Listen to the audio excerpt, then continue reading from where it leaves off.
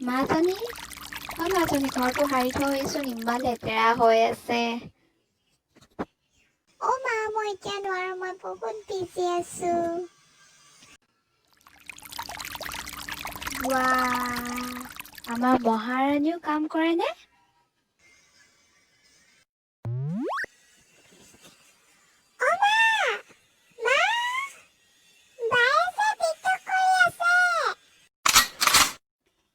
আমাৰ মহাৰাণী মানে টিকটকত বিজি। আজি তহঁতক নিদো। কিহৰ চক চলিছে হা? কিহৰ চক? জল্দি ঘৰ আহিলে সাৰ যা, নহলে একদম পিঠি বহলে। তুমি টিকটকৰ কথা কি জানিবা? মই টিকটকৰ পিছত এক্ট্ৰেছ হৈ যাম ন, তেতিয়া মোৰ অট'গ্ৰাফ ল'বলৈ আমাৰ ঘৰৰ আগফালে মানুহ ৰখি থাকিব। কেনেকে অট'গ্ৰাফ দিবি? তোৰচোন স্পেলিং ইমান ভুল।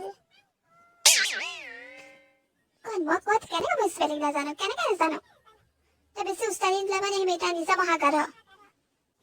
জানো দে, তই চবৰে স্পেলিং ভুলকে ছেভ কৰি থৈছ তোৰ মোবাইলত। জোন দাদাৰ নামটো জানো, আৰু কলা দাদাৰ নামটো কলিজা, আৰু লক্ষ্য দাদাৰ নামটোতো আৰু ভুল। মাই লক্ষ্য আছে কাৰণ মাই লাভ লিখি থৈছ। খালি তোক এনেই পঢ়ালো, তোক এনেই শুনালো, একোৱে নাজানো। বাবু কালিৰ পৰা তই ইয়াক চাই দিবিচোন।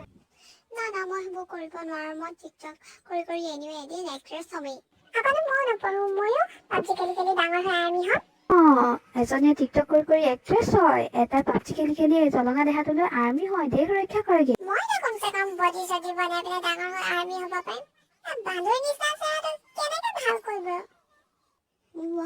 মই বান্ধৱীৰ দৰে কেনেকে হ'ম? সেইদিনাখন মোৰ ইমান ধুনীয়া কমেণ্ট আহিছে, মানে ইউ লাইক চ' কিউট। তই স্পেলিং লিখিবতো নাজানা, তই পঢ়িবও নাজানা খালি। আই কেট বুলি লিখে, কেট বুলি লিখিব, কেট বুলি ক'ব। সদায় 2 ঘণ্টা সময় লয় টিকটক কৰাৰ আগত মেকআপ কৰিবলৈ।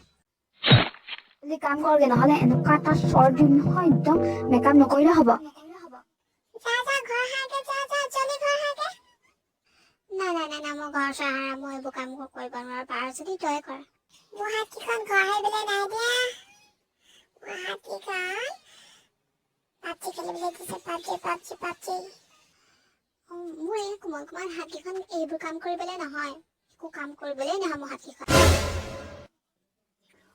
তই কাম কৰিব নোৱাৰ ন? তোক আজি